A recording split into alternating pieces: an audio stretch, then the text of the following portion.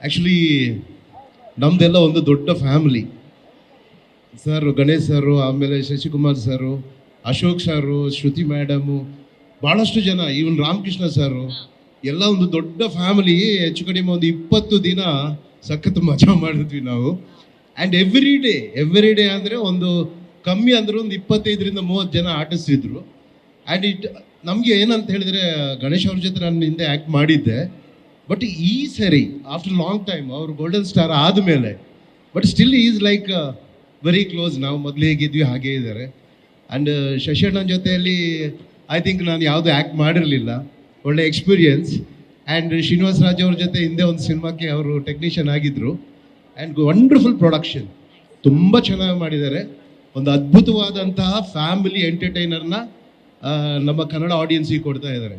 ಯಾಕಂದರೆ ನೀವು ಹಿಂದೆ ಎಲ್ಲ ಕೂಡು ಕುಟುಂಬದ ಸಿನಿಮಾಗಳೆಲ್ಲ ನೋಡಿದ್ರಿ, ಯಜಮಾನ, ಸ್ನೇಹ ಲೋಕ, ಆಮೇಲೆ ಭಾಳಷ್ಟು ಸಿನಿಮಾ. ಅದೇ ಒಂದು ಆ ಎಂಟರ್ಟೈನ್ಮೆಂಟ್, ಫ್ಯಾಮಿಲಿ ಎಂಟರ್ಟೈನ್ಮೆಂಟ್ ಏನಿದೆ, ಅದೇ ಥರದ ಒಂದು ಒಳ್ಳೆ ಸಿನಿಮಾನ ಮಾಡಿದ್ದಾರೆ ಶ್ರೀನಿವಾಸ್ ರಾಜು ಸರು. ಐ ಥಿಂಕ್ ನಮ್ಮ ಕನ್ನಡ ಇಂಡಸ್ಟ್ರಿಗೆ ಈ ಥರದ ಒಂದು ಸಿನಿಮಾ ಬೇಕಿತ್ತು, ಅದು ಈಗ ಬಂದಿದೆ. ಖಂಡಿತವಾಗ್ಲೂ ಇದನ್ನ ಜನ ನೋಡ್ತಾರೆ, ಇಷ್ಟಪಡ್ತಾರೆ. ಆಮೇಲೆ ಅದ್ಭುತವಾಗಿ ಗೋಲ್ಡನ್ ಸ್ಟಾರ್ ಗಣೇಶ್ ಅವ್ರು ನಟನೆ ಮಾಡಿದ್ದಾರೆ. ಕಾಮಿಡಿಗಂತೂ ಬರ ಇಲ್ಲ, ಅದ್ಭುತವಾದ ಕಾಮಿಡಿಯನ್ಸ್ ಎಲ್ಲರೂ ಇದ್ದಾರೆ. ನಮ್ಮ ಕನ್ನಡ ಚಿತ್ರರಂಗದ ಎಲ್ಲ ಟಾಪ್ ಕಾಮಿಡಿಯನ್ಸ್ ಇದ್ದಾರೆ.